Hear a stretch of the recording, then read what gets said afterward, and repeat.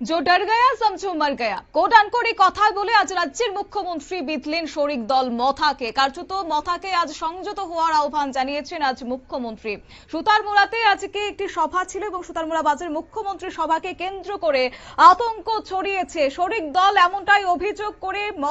সভাতে মথার বিরুদ্ধে হুঙ্কার দিয়েছেন মুখ্যমন্ত্রী তিনি বলেছেন 2018 সালের বিধানসভাতে বিজেপি যখন রাজ্যে ক্ষমতায় আসে তখন কোনো শরিক দল মথার নামগন্ধ নেই 2023 সালের বিধানসভাতে মথার দলের চেষ্টায় নাকি রাজ্যে বিজেপি সরকার গঠন হয়েছে বলে মথার দলের একাংশ নেতা নেত্রীরা এই দাবি করেছেন সাম্প্রতিক সময় এবং তারই কার্যত আজকে পাল্টা প্রতিক্রিয়া দিয়ে সেই দাবিকে খণ্ডন করলেন মুখ্যমন্ত্রী কি রয়েছে ওনার ভাষণে শুনুন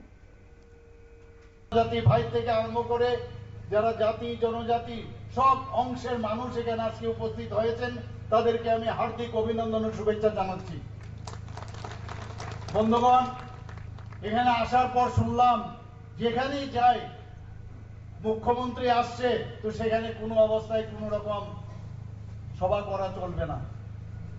কিন্তু আমরা দেখলাম আজকেও এখানে একই ঘটনা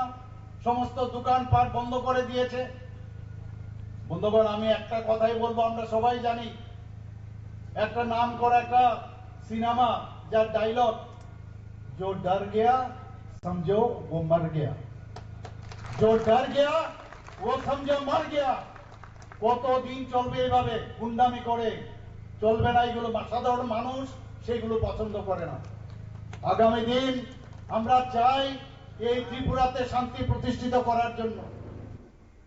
আপনারা শুনলেন মুখ্যমন্ত্রীর বক্তব্য আজকের এই সভার আগে থেকেই নাকি মথা বিভিন্নভাবে কর্মীদেরকে হুমকি দিতে থাকেন এবং যাতে করে তারা যেন এই অনুষ্ঠানে যোগদান না করেন পাশাপাশি দোকানপাট বন্ধ রাখা হয়েছিল কিন্তু সব বাধাকে উপেক্ষা করে এই সভা হয়েছে কর্মীরা সেক্ষেত্রে উপস্থিত হয়েছেন তাকে সাধুবাদ জানিয়েছেন রাজ্যের মুখ্যমন্ত্রী একই সঙ্গে শরিক দলকে কিন্তু সংযত হওয়ার আহ্বান আজ তিনি রাখলেন